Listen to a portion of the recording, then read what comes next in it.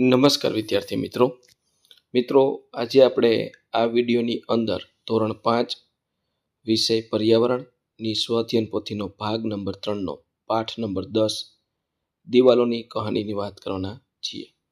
તો અહીંયા મિત્રો આ રીતનું પાઠનું સંપૂર્ણ સોલ્યુશન છે। મિત્રો આવા જ સોલ્યુશન મેળવવા માટે આપણી ચેનલને ખાસ સબસ્ક્રાઇબ કરો અને આ વિડીયો તમારા મિત્રો સાથે શેર કરો। તો શરૂ કરીએ ધોરણ 5 વિષય પર્યાવરણની સ્વઅધ્યયન પોથીનો ભાગ નંબર 3નો પાઠ નંબર 10। પ્રશ્ન 1, નીચેનો નકશો જુઓ અને તેના આધારે પ્રશ્નોના જવાબ લખો। આ ઉપરકોટનો કિલ્લો છે, આ રીતનો તમારે ધ્યાનથી આ નકશો જોવાનો છે અને નકશામાં જે વસ્તુ આપી છે પ્રવેશ દ્વાર, લશ્કરી વાવ, નીલમ માણેક તોપ, બરાબર, આટલી બધી વસ્તુ છે એ નકશામાં આપેલી છે। હવે પ્રશ્ન પૂછ્યા છે, પહેલું, પાણીના કુંડથી અનાજનો કોઠાર કઈ દિશામાં છે? તો પાણીના કુંડથી અનાજનો કોઠાર ઉત્તર દિશામાં છે। બીજું, બૌદ્ધ ગુફાથી અડીકડી વાવ કઈ દિશામાં છે? બૌદ્ધ ગુફાથી અડીકડી વાવ પૂર્વ દિશામાં છે। ત્રીજું, ઉપરકોટના મુખ્ય દરવાજાથી રાણક દેવી મહેલ જવા કઈ દિશામાં જવું પડે? ઉપરકોટના મુખ્ય દરવાજાથી રાણક દેવી મહેલ જવા ઉત્તર દિશામાં જવું પડે। ચોથું, મુખ્ય પ્રવેશ દ્વારથી નીલમ માણેક તોપ અને બૌદ્ધ ગુફા બંનેમાંથી કયું સ્થળ નજીક? તો નીલમ માણેક તોપ નજીક। પાંચમું, ઉપરકોટના કિલ્લાની જેમ તમે જોયેલ જાણતા હોય એવા કોઈ કિલ્લાનું નામ લખો। તો દીવનો કિલ્લો। મિત્રો વિડીયો સારો લાગ્યો તો લાઇક, શેર અને સબસ્ક્રાઇબ કરવાનું ભૂલવાનું નથી। છઠ્ઠું, ઉપરકોટના કિલ્લામાં પાણી માટે શું વ્યવસ્થા છે? તો પાણીના કુંડ, અડીકડી વાવ, નવખણ કૂવો ઉપરના તમામ ડી। સાતમું, ઉપરકોટના કિલ્લામાં કયું સ્થાપત્ય ઉત્તર દિશા તરફ આવેલું નથી? તો ડી, કડતાળ તોપ। આઠમું, કડતાળ તોપ સૌથી વધુ દૂર શું છે? થિયેટર, બી।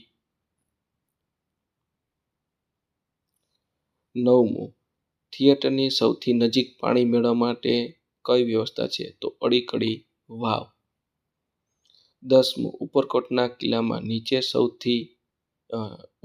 કિલ્લામાં નીચે આપેલ જૂથોમાંથી કયા જૂથની તોપ જોવા મળે છે? તો બી, નીલમ તોપ, માણેક તોપ ને કડતાળ તોપ।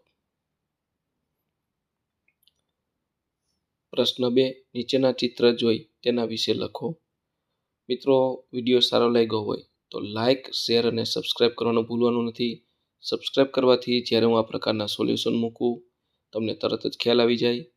બીજું કે મિત્રો, આપણી યુટ્યુબ ચેનલના પ્લેલિસ્ટમાં સ્વઅધ્યયન પોથી ધોરણ 5ના દરેક ભાગના સોલ્યુશન મૂકેલા છે અને આ પાઠની PDF જોઈતી તો આપણે ડિસ્ક્રિપ્શન બોક્સમાં આપણી એપ્લિકેશન શાળા શિક્ષકની લિંક આપી છે, ત્યાંથી તમે આ એપ્લિકેશન ડાઉનલોડ કરી આ પાઠની PDF જોઈ શકો છો। અને વિડીયોને ખાસ સરસ મજાનો વિડીયો છે, સબસ્ક્રાઇબ ચેનલને કરવાનું ભૂલવાનું નથી। નીચેના ચિત્ર જે તેના વિશે લખો। તો પહેલું છે આ ઉપરકોટ કિલ્લાની નીલમ અને માણેક તોપ છે, આ બંને તોપ। તો ઉપરકોટ કિલ્લામાં એની વિશેષતા, ઉપરકોટ કિલ્લામાં રહેલ પ્રાચીન તોપ છે, યુદ્ધ સમયે શત્રુઓથી રક્ષણ માટે વપરાતી હતી। આ તોપો ઐતિહાસિક વારસો છે। બીજું ચિત્ર છે એ પાણીના કુંડ છે। ઉપરકોટ કિલ્લામાં પ્રાચીન સમયમાં બનાવેલા અનેક પાણીના કુંડ છે। આ કુંડોમાં વરસાદનું પાણી સંગ્રહ થતું। કિલ્લામાં રહેતા લોકોને, સૈનિકોને આખું વર્ષ પાણી મળી રહે એ માટે આ કુંડ ખૂબ ઉપયોગી હતા। કુંડ પથ્થર તોડીને બનાવેલા છે। ત્યાર પછી ત્રીજું ચિત્ર છે એનું નામ છે ઉપરકોટની અડીકડીની વાવ। આ પ્રાચીન વાવ પાણી સંગ્રહ કરવા માટેની વાવ છે। પગથિયા દ્વારા નીચે ઉતરી શકાય છે, પાણીની અછત સમયે ઉપયોગી હતી। ત્યાર પછી આ છે ઉપરકોટની કડતાળ તોપ। આ મોટી અને ભારે તોપ છે, કિલ્લાની સુરક્ષા માટે ઉપયોગ થતો હતો। આજે પ્રવાસી માટે દર્શન સ્થળ છે। ત્યાર પછી આ ચિત્ર છે બૌદ્ધ ગુફા। બૌદ્ધ ગુફા પથ્થર કોતરીને બનાવેલી પ્રાચીન ગુફા છે. અહીં સાધુઓ ધ્યાન અને સાધના કરતા. ગુફા શાંત અને ઐતિહાસિક સ્થળ છે. નવઘણ કૂવો. નવઘણ કૂવો ઊંડો અને પ્રાચીન કૂવો છે. કિલ્લામાં પાણી મેળવવા માટે તેનો ઉપયોગ થતો. આ કૂવો પ્રાચીન જળ સંચય પદ્ધતિનું ઉત્તમ ઉદાહરણ છે. ત્યાર પછી પ્રશ્ન 3 પ્રશ્નના જવાબ લખો. પહેલું, વાસણો કઈ ધાતુના બનેલા છે? તો વાસણો પિત્તળ, કાંસુ અને એલ્યુમિનિયમના બનેલા છે. બીજું, તમારા ઘરે કઈ ધાતુના બનેલા વાસણો છે? અમારા ઘરે સ્ટીલ, પિત્તળ, કાંસુ, તાંબુ, એલ્યુમિનિયમ વગેરેના વાસણો છે.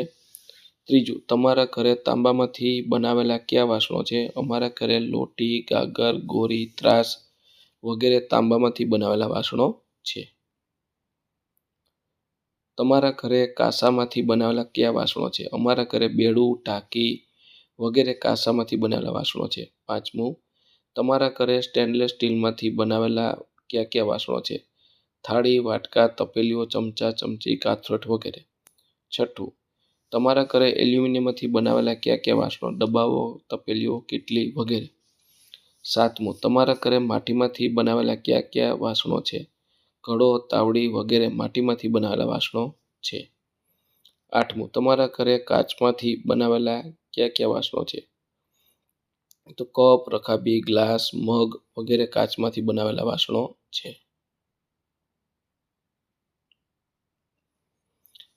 નવમું, લોકો અલગ અલગ ધાતુના વાસણો કેમ વાપરતા હશે? પિત્તળ, તાંબુ, કાંસુ વગેરે ધાતુઓ આપણા સ્વાસ્થ્ય માટે સારી છે તેથી.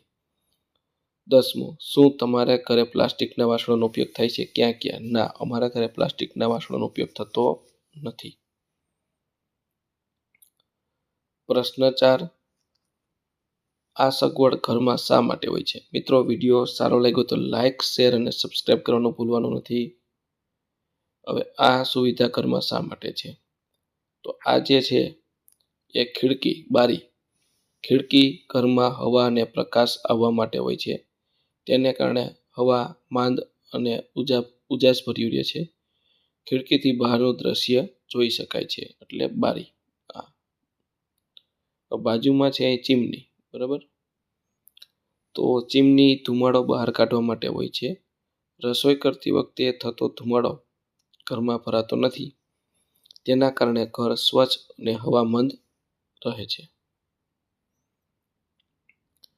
ત્યાર પછી પ્રશ્ન 5, ગુજરાતમાં આવેલા સંગ્રહાલયોના નામ અને તે કયા જિલ્લામાં આવેલ છે તે લખો. તો પહેલું, Sardar Patel Smriti museum Ahmedabad, Sayaji Baug museum Vadodara, Watson museum Rajkot, Gandhi Smriti museum Bhavnagar અને 5મું, દરબાર હોલ મ્યુઝિયમ જુનાગઢ. આ રીતના મ્યુઝિયમ આવેલા છે. મિત્રો, હજી ઘણા મિત્રો નવા છે, ચેનલને સબસ્ક્રાઈબ કરી નથી તો ખાસ સબસ્ક્રાઈબ કરી લો, જેથી આપણે આવા સરસ મજાના સોલ્યુશન મૂકીએ તમને તરત જ મળી જાય. ત્યાર પછી પ્રશ્ન 6, જો તમારું મ્યુઝિયમ બનાવશો તો તેમાં કઈ કઈ વસ્તુઓનો સંગ્રહ કરશો? તો હું મ્યુઝિયમ બનાવું તેમાં પ્રાચીન સાધનો, હથિયારો, વસ્ત્રોની નકલ, રોબોટિક્સ, એઆઈના મોડેલો, ગ્રહો, તારાઓ, ઉપગ્રહો, દુર્લભ પ્રાણીઓ અને પક્ષીઓના 3D મોડલ્સ, ગુજરાતી લોકકલા, હસ્તકલા, કલાકૃતિઓ, સંગીત અનુભવી ગેલેરી, વીઆરથી પ્રાચીન નગરો અથવા અવકાશનો ફરવાનો અનુભવ, મહાત્મા ગાંધી, સરદાર પટેલ અને અન્ય મહાનુભાવોના જીવન પ્રદર્શનો, ગુજરાતની નૃત્ય, સંગીત, ભાષા, પોશાક, ખોરાક અને સ્થાપત્યની જર્ની. તો આટલું તમે તમારી રીતના લખી શકો છો. અહીંયા તમે મ્યુઝિયમ બનાવો તો કઈ વસ્તુનો સંગ્રહ કરશો. ત્યાર પછી પ્રશ્ન 7, નીચેના વર્તન યોગ્ય છે કે અયોગ્ય તે જણાવો. પહેલું, કોઈ અમદાવાદમાં આવેલો ભદ્રનો કિલ્લો જોવા જાય છે, તે ત્યાંની ઈંટો પોતાની સાથે લાવે છે, તો અયોગ્ય. બીજું, મ્યુઝિયમમાં રહેલી વસ્તુને સતીશથી દૂરથી જુએ છે, યોગ્ય. ત્રીજું, જયેશ રાણીની વાવ જોતી વખતે વારંવાર મૂર્તિઓને હાથ અડાડે છે, અયોગ્ય. સાયરા નીલમતોપ પર ચડીને ફોટો પડાવે છે, અયોગ્ય. ત્યાર પછી પ્રશ્ન 8, નીચેના સ્થાપત્યના નામ અને તેની વિશેષતા શિક્ષક પાસેથી જાણો. તો સીદી સૈયદની જાળી પહેલું ચિત્ર છે, બીજું ઝૂલતા મિનારા અને ત્રીજું છે રાણી કી વાવ, જેને આપણે રાણકી વાવ કહીએ છીએ, રાણી કી વાવ. ત્યાર પછી પ્રશ્ન 9, નીચેના વિધાનો ખરા છે કે ખોટા તે જણાવો. પહેલું, સંગ્રહાલયમાં જૂના સમયના સિક્કા વસ્તુનો સંગ્રહ થયેલ છે, સાચું. બીજું, કાંસાના વાસણો કરતાં સ્ટેનલેસ સ્ટીલના વાસણો મોંઘા છે, ખોટું. ત્રીજું, અમદાવાદમાં ભદ્રનો કિલ્લો આવેલો છે, સાચું. ચોથું, સ્થાપત્યની જાળવણી કરવી આપણી નૈતિક ફરજ છે, સાચું. પાંચમું, ઘરની બનાવટમાં હવા ઉજાસની પૂરતી સગવડ હોવી જોઈએ, સાચું. તો મિત્રો આ હતું આપણું ધોરણ 5 વિષય પર્યાવરણની સ્વાધ્યાયન પોથીના ભાગ નંબર 3નું સંપૂર્ણ સોલ્યુશન જોયું. મિત્રો આવા સરસ મજાના સોલ્યુશન મેળવવા માટે ખાસ આપણી ચેનલને સબસ્ક્રાઈબ કરો અને આ વિડીયો તમારા મિત્રો સાથે શેર કરો.